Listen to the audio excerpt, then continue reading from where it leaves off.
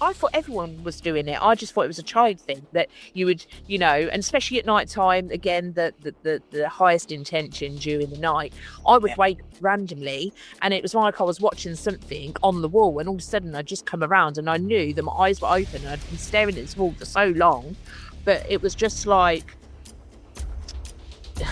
a story going on, but I was just staring at this wall. Welcome to Guide to Spirituality's podcast with me, Stacey Bauer. It's a down-to-earth space where we talk all things spiritual. Each episode, I'm joined by guests from all walks of life to share real experiences, practical tools, and honest conversations about healing, growth, and the unseen spiritual world. Whether you're just starting out or you're deep on your journey, this podcast is here to support your path with insight, connection, and that little bit of magic. Welcome to today's episode, where I'm joined by the lovely Sasha. Sasha is a gifted trance medium and a spiritual teacher, a celebrant, amongst many other things. Today we're diving into her journey with spirit, the power of trance mediumship, and what it really means to be a vessel for healing and connection. This is a raw, real, and magical conversation you won't want to miss.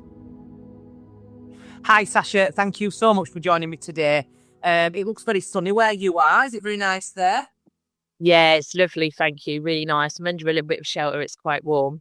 It's a little bit cloudy here, but I have got my washing out, so I'm all right. This is good. So, you are, for anybody that doesn't know, you are practicing medium, but you're also celebrant. You do a number of different things. You do trance mediumship, all sorts of stuff. How would you describe yourself? How do I describe myself? I suppose really for me, as many people would put it, strange, quirky, freaky. And I suppose really for me, like, I've accepted that and I've just grown into it. And kind of the more I've grown into it, the more I've just kind of just in tuned and naturally go with it and allowed spirit just to guide me what has felt right, to the spaces that I fall into or I don't fall into, or what has felt right. My mediumship, I've been training in 14 years, and my trance just fell into me in 2019 out of nowhere. Wasn't even considering it. Oh, interesting.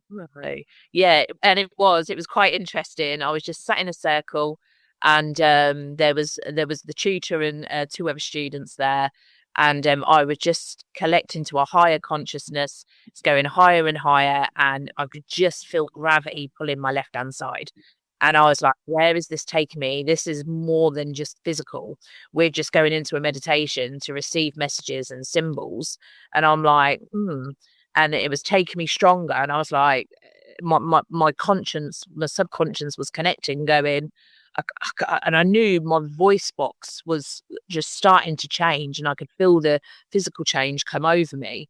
And I was just like, there's people at the table that really aren't going to understand this. They're going to be really uncomfortable. They're not with nothing we've ever practiced. And it was nothing ever I considered. So I was like holding the space for spirit. We got called and we come back round. And as we come back round, I was asked, can you go back and retrieve? And I said, I can, but it's taking me deeper. She went, you're going physical, aren't you? And I said, I really am going physical. And I said, but it's nothing I ever wanted to do or try. And just from other experiences that didn't drop into my space, it really didn't feel right. So of course, years of it not dropping into my space and not feeling right, and just the experience of what I'd seen, again, just didn't ever feel right for me. But when it naturally happened, I did. And actually, for the first time ever, for me, it was like it's a past life experience. And I wish I'd video recorded it. We never video recorded it.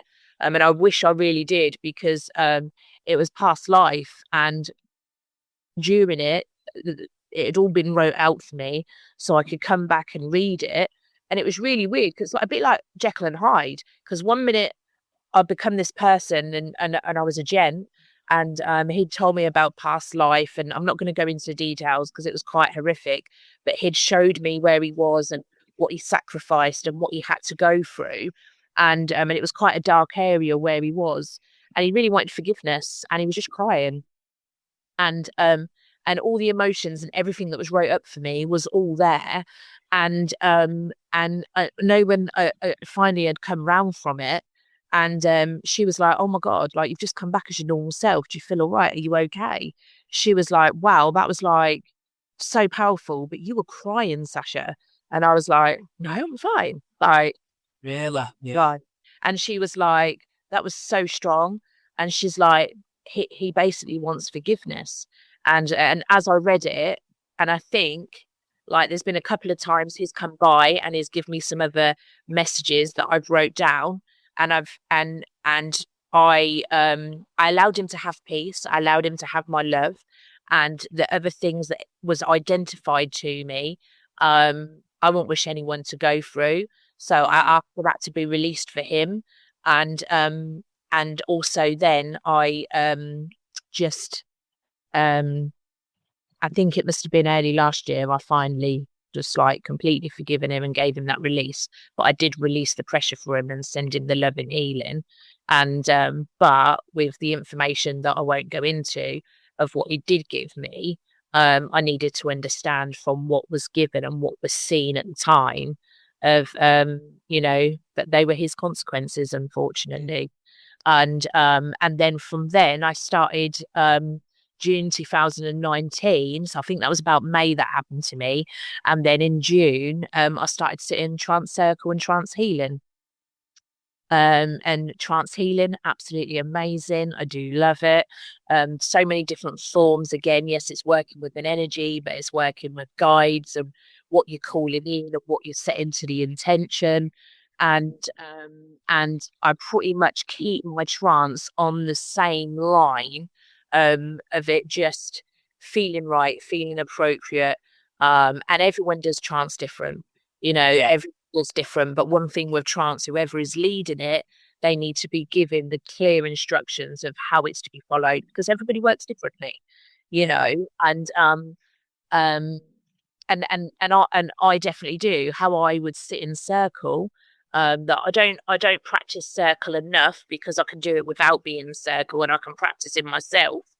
Um, but when I am in circle is very different to how I work out of circle. And if I to give a demonstration, I can give a demonstration in philosophy that's in trance, and then depending where I'm serving, a demonstration that's open to public. Sometimes again they will take me a little bit deeper to be able to deliver more in trance. But again, trance isn't everywhere for demonstration because again there's some stipulation rules and ethics on where it can be practiced and where it can't be practiced. And but again it's just a higher connection, and if people want to see it and pursue it, but I do say to people, it's something you have to take seriously, something you can't just practice. You can't just go out there and think, oh, I can do it. It, it it does come with a lot of practice, a lot of trust, and knowing what you can and can't do with it. You see, I've met quite a couple of trans mediums, and one of the ladies that does it, she does it beautifully. Now, she doesn't have the voice. She's training on the voice, but she's like, they've told me it's not time for my voice yet. She has, obviously, the facial images come over. How do you do it? Do you have the voice? Do you do it facially? Which way do you do it? Again, I think it depends on the person that's trying to come through and who's sitting it, of how strong they are and how long we might have been doing it for, or how long that dem's been to where again your energy levels are dropping, or their energy levels not as close. So everything depends. But my voice can go, and even in my mediumship, my voice can go. Yeah. And I don't do that purposely, but I say to people, my old training 14 years ago, then manuals would have been put together 14 years prior to that, you know? So like 30 years of experience from others, and again allow myself to be true to myself and not just sticking to what I've been taught, but sticking and sitting with spirit, coming back with messages, or just being in the higher power and allowing myself to just to attune to it and allow them. And just one thing I've always kept with, I'm only a vessel for spirit. Yeah. So just being that pure vessel, whether it's mediumship or trance, and a lot of people only have one clair range, but sometimes I don't even realise that I'm using other clair ranges. I say to people, this job's multi-skilled, you know. When they say to women, women are all multi-skilled. When you working for spirit, whether it's trance or mediumship, it's really multi-skilled, because I'll be talking and I've got a bit of their personality come in, a little bit of their tone of my voice come in, some of my mannerisms are coming, and I'm giving this evidence because I'm listening and I'm seeing and what they're giving me. But then I'm doing something with my hands or my hair, and then I realise, and then I'm feeling, you know, whatever I might be feeling that could be the sitter, that they might have something, you know, a back or their eyes, or it could be the person that's coming through is their eyes or a way of their passing or what they're highlighting as evidence. And it's not easy. It's not in the different language. It's absolutely changing. Let's be honest. It's constantly changing. You're always learning more and more and more. And I never do the same service. I never do the same demonstration. And that's because, listen, we're all individual and unique, and it's no different up there. They're all individual, they're only unique to themselves. And you know, they don't change who they are. They only change if they want to make as much change as they want to make as we do down here, you know. And so yeah, so it's just so physically, and again the talking, it can come, but it just depends again on where I'm at or where the sitter's at or how close they've come in. And I've done lives before now, and afterwards I've had the person on the live who's run the live within their page, and they've come back and they're like, you do realise on your second and fourth reading you went really deep, Sasha. I was like, if you're aware, take a video back. There was a point where your eyes closed, and I was like, oh no, sorry. She's like, no, Sasha, I just let you go with the flow because I know you're just one pure vessel for spirit, and you just allow them to deliver. But because then she gives me that open rein, when I do the lives in there, they happen more frequently. Yeah, that's it. It's nice to be given that freedom, you know, and she will then just put up that, you know, Sasha's perfectly fine. She's not just, she's a physical medium, and there's times where a trance will just come in, and, but she is perfectly fine. But I know that beautiful lady that runs that live, I just know that trust is there, and I know what she's already sending me. I know what she's sending my guides and what her guides do and my guides. So how lucky am I? You see, when I've had I was supposed to do some trance training earlier on this year, but actually at the point, my husband were unwell, so I couldn't go. But I've noticed when you said about the voice, so I was doing a reading for a lady a little while ago, and all of a sudden it were like my voice changed to that, and I went, sorry. And actually, as it had turned out, the lady had it was almost like somebody had pressed my voice box. I was like really odd. And when we were talking further on, the gentleman that I had taken his own life and he'd hung himself. So when we worked it out, like something had restricted me and the voice came out that way. But I also remember sitting down to do a reading with a woman.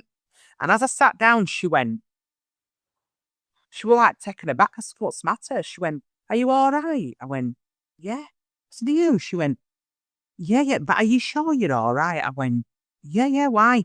She went, your face has changed. You look like my mother.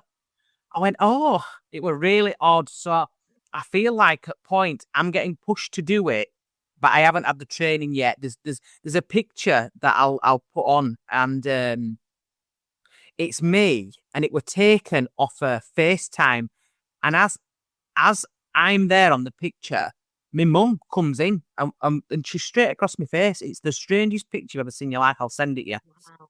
But I love it. And you seem like very similar to me in that you just spirit led. It's like, as long as you've got your boundaries in place, you can basically have I'll allow you to do so much, but obviously as long as your boundaries are in place. Yeah, completely. And I always say to people, they're like you say about boundaries, they're so important. They're so important. You know, um, that I've not had it happen to me, but there has been times where for others it's been physically draining, and because you've got to know when you can and can't as well. That's really important. When if whether you're not on top form or you've been poorly, or you've got to know when to stop as well. When it's too much, or and you've got to trust in the dem that you're giving, in where you're giving it. So online, you've got no background noise. They're just chatting. I can't see what they're talking about in their conversations. You know. And so I can't hear anything because I'm at home. But you can go out and do a demonstration of philosophy, but do it in trance. But you've got to trust in that place that you're delivering it. So I know next year, the church that I run, we're going to be lucky, and we're going to have a great trance gentleman that's going to come. He served us last week, but I know when he comes next year, we're going to have about 12 people, and but that will come with disclosures. It will come with guidelines, because they need to stipulate and stick within it, because he will come and he will work under the red light, and he will go so stronger with it. And we have the same rules and boundaries within the circle that I sit in, when I can get to it. It's no different. And we all have the same respect, that we won't chip in. We always thank spirit. We always say hello to spirit. Again, not bombarded with questions. Everyone can work different. I know the gentleman that's coming next year and working, he the 12 that he were allowed to come to the event, they're going to be able to talk to him, you know so which will be lovely. And so I'm looking forward to that. And but yeah, everyone works differently, but however they work, it has to be respected. That's the thing. That's the one thing that when people are working with spirit and they're disrespectful, I can't stand it. It's that I find like, oh, it makes my teeth itch. You know what I mean? So have you ever been in doing demonstrations and that sort of thing where people have been disrespectful? Oh yeah, you can. Yeah, you can. I've had it before now. And I've been really lucky, because I had some amazing friends turn up where I was demming, and they wanted to try somewhere different, and they've all come along. And I had someone kept going up and going toilet. I had someone who was eating crisps, and you would never ever coughing loudly. You would never ever do that in knowing how the person's working, but it was done purposely. And do you know what? I couldn't even see them. I couldn't even hear them, No. and I was protected from it. That's the thing, isn't it? The people that had attended was sat so at the front, and genuinely mixture of ages, and from younger and maturer. Um, they were so furious, but didn't show it. And then afterwards, they went, "I can't believe how amazing he was, considering." And I went, "I remember the toilet flushing." I said, "But it was there, but it wasn't there." And but they were like, honestly, there was so much. They were eating crisps, they were coughing, they were talking. And I went, "And do you know the funniest thing?" I said, "I couldn't even see him. It was blurred from my view." I said, "But so trust in spirit." I said, "And the way that I trust, the way that I am protected, and the work that they do for me, because of the work that they use me as a vessel to deliver," I said, "they'll protect me from it." I said, and another scenario, they protected me again. Being interrupted, they protected me again. And all you're doing is allowing spirit not to have that clear link.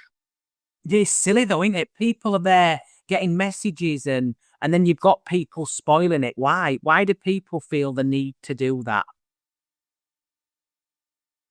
They just do, don't they? Yeah. They just do. And that's the thing, isn't it?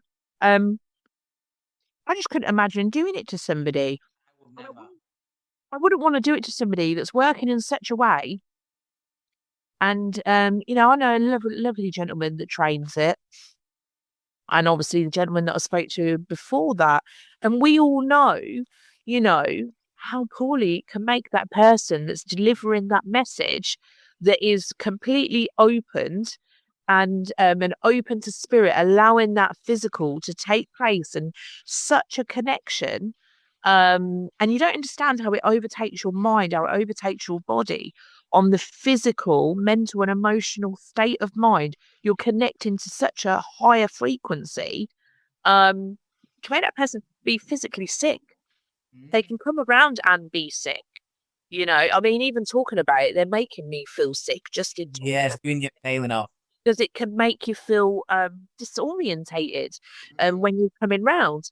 And especially if, like, you could be doing it for years, but just say you've had a busy week at work, you've had a busy lifestyle, you might have younger kids or older kids, or you might have grandchildren, you've been running around, and you keep all your practice, you keep all your boundaries, you get there and you deliver, but because you're chaos, you're not as strong as you normally are.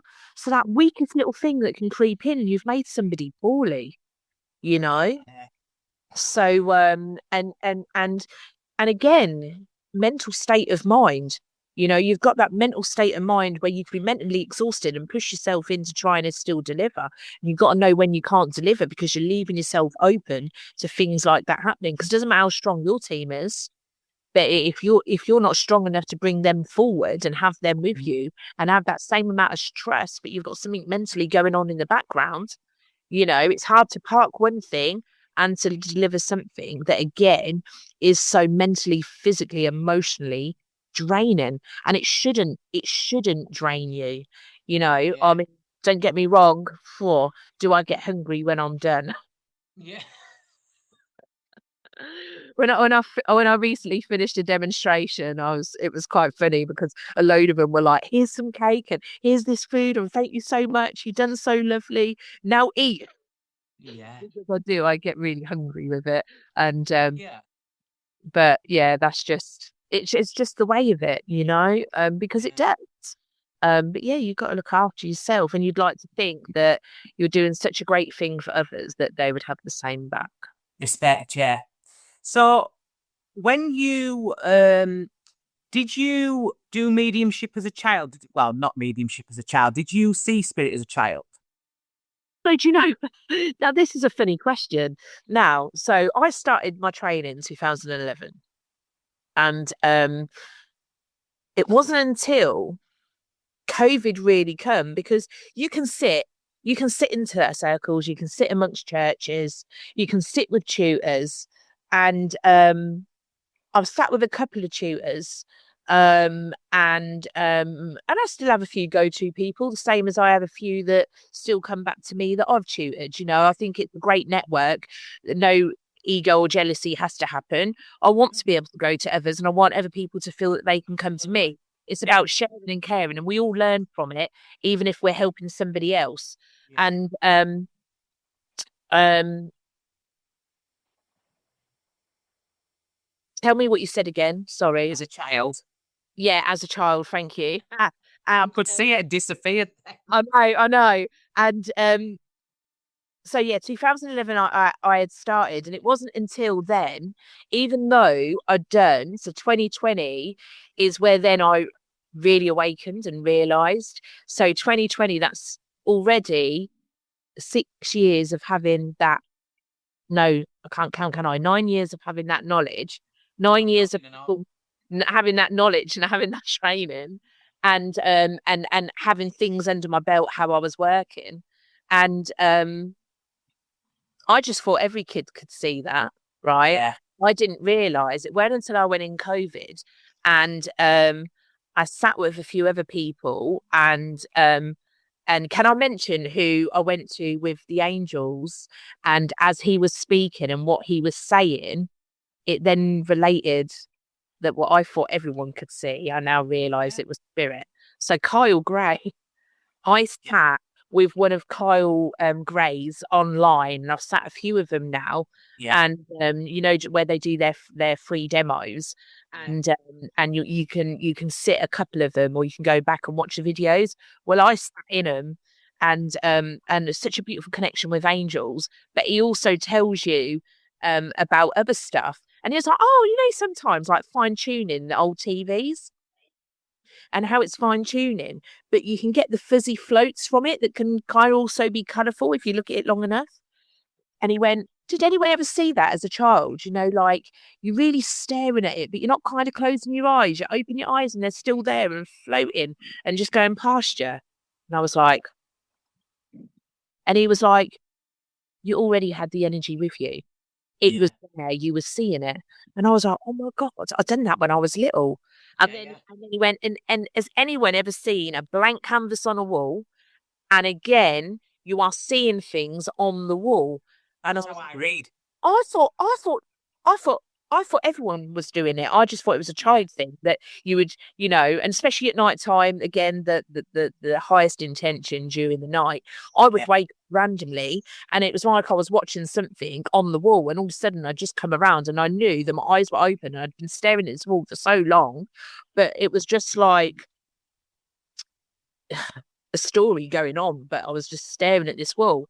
And I was like, oh my God, so I've actually been doing this as a child. But I did have a spirit friend when I was a child. So when I got more into this and I started going lives, my mum told me more and more about the spirit child that was around me when I was a child, on the things I was saying and the things I was doing. So so much didn't come around until 2020. Yeah. That I realised then, even in my dreams, I was so young and I had so many dreams. And it was so weird as I had the dreams. I would tell her, God bless her, she's not here now, but I would tell my nana of my dreams because some of them would be absolutely horrendous. And then one of them was about this man, he kept melting. That everywhere I was running around where I used to live, and it was all cut corners and lots of alleyways, I was trying to hide and get away from him, and he would make me feel ill. That every time I saw this man, he shrunk and he would just melt and into the ground. And I was telling my nanny would say, what's the description of this man? And I'd tell her the description. She got the photo out, and it was one of my great uncles. All right. He was a bit. Right. So I was like, oh, yeah. And I was like, that's him, Nanny. That's him. Hi, I'm just taking a quick break to thank you all so much for listening to the podcast and for all your lovely support.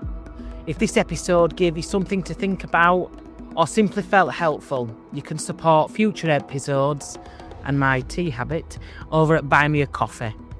The link is buymeacoffee.com/guide to spirituality. Every little bit helps me keep creating, sharing and growing this space, and I'm truly grateful. Do you think though that obviously I had things happen when I was a child, but then not? And it wasn't for me until about 5 years ago. Do you know what I mean with stuff? 4 years ago, 5 years ago, whatever. So do you think that like the conditioning and that sort of thing when we're growing up, well, it's just a bit weird in it, so you won't bother. So it's just this, you're having it's your mind playing tricks, stuff like that. Do you think that's part of just blocking it out a little bit? I think that blocks it out. I think as adults and parents and not being aware of it. And I always love, again, doing a divine service and when we're in the churches and working again, people go, oh, love and light, peace, love and stuff. But it is very truthful. We are born here with the intention of the greatest gift of all. And that's the greatest of coming here with pure love, But again, going in and through systems and through being brought up with adults, all of that true beauty and true love is slowly stripped out of us, isn't it? So it doesn't allow us to play freely, doesn't allow us to see everything with the most beautifulest of eyes. And again, I always go back. If you look at those on a spectrum, ADHD or autism, what a beautiful world they live in. That's it. If things were so pure and simple in the way that they saw things, black and white, and with the most loving and the most caring, The only reason things get difficult for them is because people, and I'm going to say like me, because I was one of them for my son, and I'm not embarrassed to say that. I will say that proudly now, not just because I've grown from it and he's grown from it, and we've learned together. That you know, I you've got to allow a child to express. You've got to allow them to find their way in life. And I do look back, and as much as I was like, oh, no, you can't do that. Oh, no, you can't do that. That's not how we do it. We do it like this and we do it like that. That's how I was brought up. So to me, that's how it was. But I look back now and I just think, gosh, if they were allowed just to do them things and be able to express, and it's the same with with some of the men and some of the lads and some of the boys, isn't it? It was to be about be a man, and look at the difficulties in society now. That's the thing, isn't it? Definitely. I just think everything's an energy form. Absolutely everything is an energy form, and that energy is controlled from a young age via various things. I look back and I used to love watching my kids put the wellies on, even if they didn't have the wellies on and they'd be full of bloody water. It didn't bother me. It's washable, it's cleanable, they can dry up, you can warm up, you can give them hot chocolate, allow them that space to be able to do that, you know. But yeah, I think and that's why I think with me back then, I think with me, they showed me it during the night or during my sleep. And you get that now. Stacey, you can agree with this. If you don't make time for spirit, or they something to you, and you may not have made time, but you've had time, but your time's been taken up, whether you're trying to work with spirit or trying to do this, but somebody else needs to bring in and give you that guidance or give you that message, or you're not just bloody listening because again you're doing too much with spirit already, or on a daily basis, everyday life, they will come through at night time.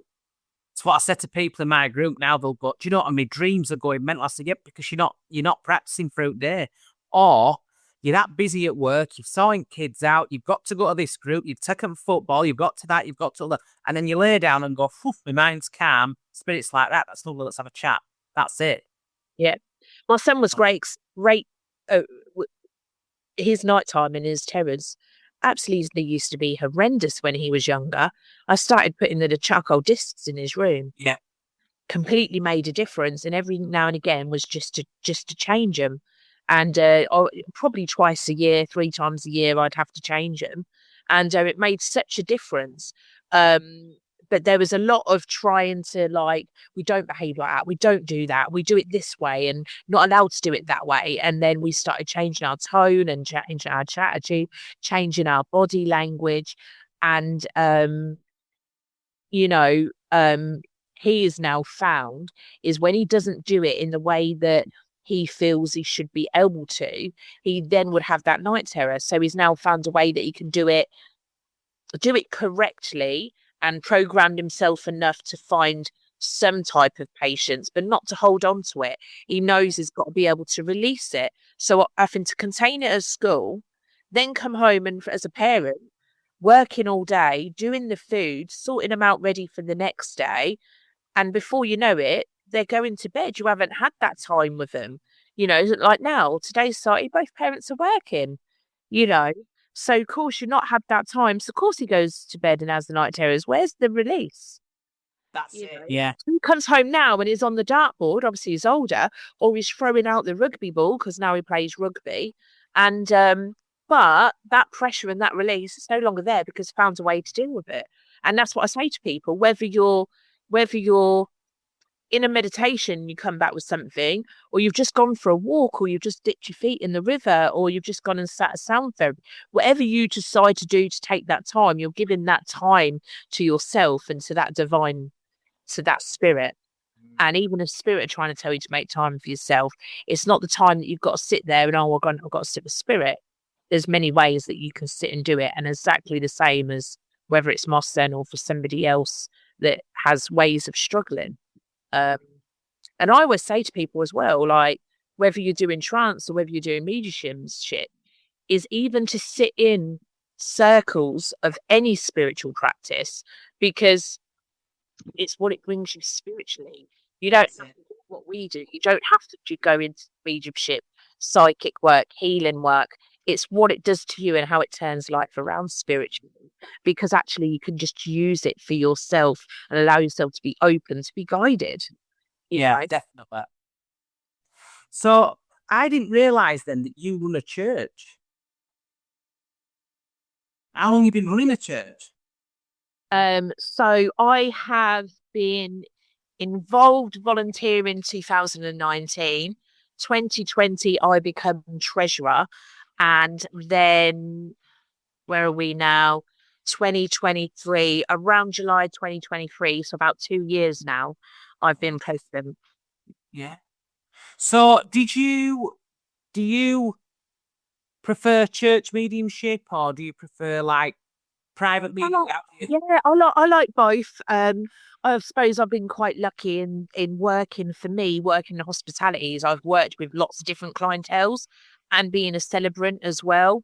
You know, I've grew up in some rough areas, I've grew up in some great areas of upbringings, and I've gone to school that was a happy medium in between, and I've never ever I never look at anyone different, whether they've got many or they haven't, or they've got an attitude and they haven't got an attitude. At school, I was tormented for it because I sat on the fence with people. I didn't want to get him. I do. If you were bigger and stronger and you was a bit weaker, or you had a loud mouth and you had a quiet mouth, or you're from a great area but you're not from such a great. I was never like that. I didn't want to get involved in all of that. And because of that, I was isolated because I didn't take sides with people. And even now, I still don't like to take sides, and even now, I won't always speak the truth of stuff. I say now I've kind of changed. I've started telling the truth because truth's there to be told, and trust in what you're saying, because if it's 100% accurate and correct, you've got to say it. But all them years ago, I wouldn't say it. Held on to it too much, you know? Take you back to your question again, please, because I hadn't finished. Tom, do it if you keep doing it. So it's church mediumship. Do you prefer the church mediumship Yeah, or and that's what I wanted to say. So for me, I'm lucky that I can adapt to doing church services, private readings, yeah. um, group readings, Mhm. and book readings.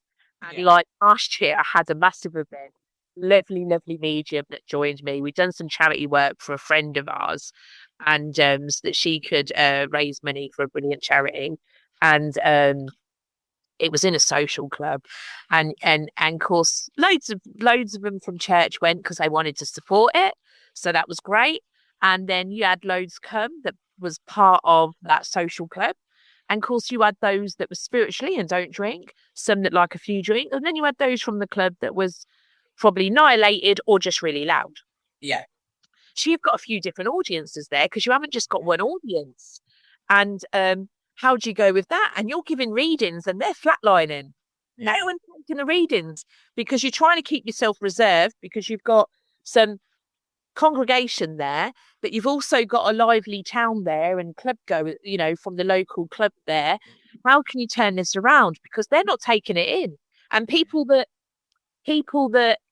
have private readings or club readings, and you've got not just a background of reading with churches, but you've also know you've got your congregation there. You're a bit like, do you know what? I've got to be true to myself now. I'm not standing on a church service. I'm standing here to deliver a service with spirit. And it was very interesting. So we had some effing and jeffing going on in the end. And you know what? As soon as we relaxed and became and we I know the other medium, and the congregation that had come from church, they were like, "Oh my gosh, it was amazing!" Like I could see that the messages gave two messages. I gave one, the other medium gave one, and she was like, "This is going to be hard work," and I'm like, "No, we've got to change." She's like, "Why?" I went, "You've got to do it to the audience that we're working with." And when I started doing it, she was like, "Oh my god, like what are you doing?" And I was like, this is the town that we're in. This is also the club that we're in. We've also got people in here that are drinking. They just want one person through. So in the end, I went, you might think who you want to come through is going to come. But let me tell you, they have the best seat in the house and they will give you what you need, not what you think you need. And they all just look. And of course, our congregation go, yeah, yes, you tell him. And we're like, yes. And I remember this back table, they're really loud. They were going to and from the bar, drink after drink. And they managed to get a reading and they roared at the end with clapping and were just, Oh, good. oh my God, and coming up to me and coming up to the other medium because she chipped in on it. And so it for us, again, that was physically exhausting. Yeah. That was physically exhausting because you put yourself in that position, but come away, learnt so much from it and knew to remain more of my true self. But when you have got different audiences there, but it's one whole audience, it's a bit completely kettle of fish, you know. Yeah. And it opened up my congregation of me a different way of working that they'd never seen in there. I'd never be able to deliver at church like that. Never. You know, you couldn't do it. And again, that's another thing, isn't it? Each churches are different, depending who their religion is, or what their practice is, or again how the president can be. You know, of what the church's principles are, and you have to respect that. And that's the same when you're working. You know, you have to respect a certain ethics and certain principles of what you can and what you can't deliver. Yeah, absolutely. So what's next for you then? What's coming up for you? What you're on with? What you're doing? Spirit have been keeping me awake, Stacey, because I haven't been listening. I hadn't been listening, and yeah, I've took some great time to myself recently. Really needed it. I've done some work on healing and opening myself up and connecting to other things and kind of doing a lot of collaborations and not even just finding my feet, but you know, a few times listen, I've been bit too many times. I've been stabbed in between the shoulder blades too many times, and it knocked trust and confidence out of me. You know, never knocked my trust and confidence with spirit. But on the physical, mate, spirit is so much kinder than some people down here. You know, the people that we have the privilege of working with, just don't always have the same sense down here. And it's very true what people say. Sometimes the graveyards can be the most peaceful of places. Yes. Yes. But I have been looking at, well, one, my achievement is doing my first ever podcast. So thank you, Stacey. You're very welcome. Thank you for being here. That was absolutely great. Going back to doing more lives because I really calmed my lives down because my kids were at school. We had college and GCSEs going on, and I'm a rugby mum. So for me, where the direction my son's going in, he's been playing for his town rugby, he's been county rugby, and life can get quite hectic for me. Yeah. And I care for my husband as well. So, but now is the time. My daughter's finished college. My son's going into college, mate. He knows what he needs to do. He's got the power. He knows what he wants. I'm so pleased and proud of him that now I'm like, okay, I can now do what I need to do, and opened up a load of wounds, healed a load of wounds, and just coming back bigger and stronger, and yeah, do more of my lives, have a retreat under my belt by the end of the year, and this year and next year. hoping this year just a nice small one, dip my toe in it. Next year have more, and and launch my course that I've been sitting on for over 10 years. Wow, long time. So I had the great news this year. Well, this week, I say this year, I had the idea of it all last year. Really wanted to go for it this year. Few things holding me back. And then I've just had that time out that I've needed. I've retrieved what I needed to retrieve. And I was like, Spirit were just talking. They've chipped in at messages with other mediums that have given me stuff. And they're just making me laugh because they're not opening up the can of worms in a public demonstration, but they're giving me enough that I'm understanding it, and they're giving me kick up the ass that I need, even more so in front of everyone. Few people that know me really well are like, told you, and I'm like, all right, I take it on board.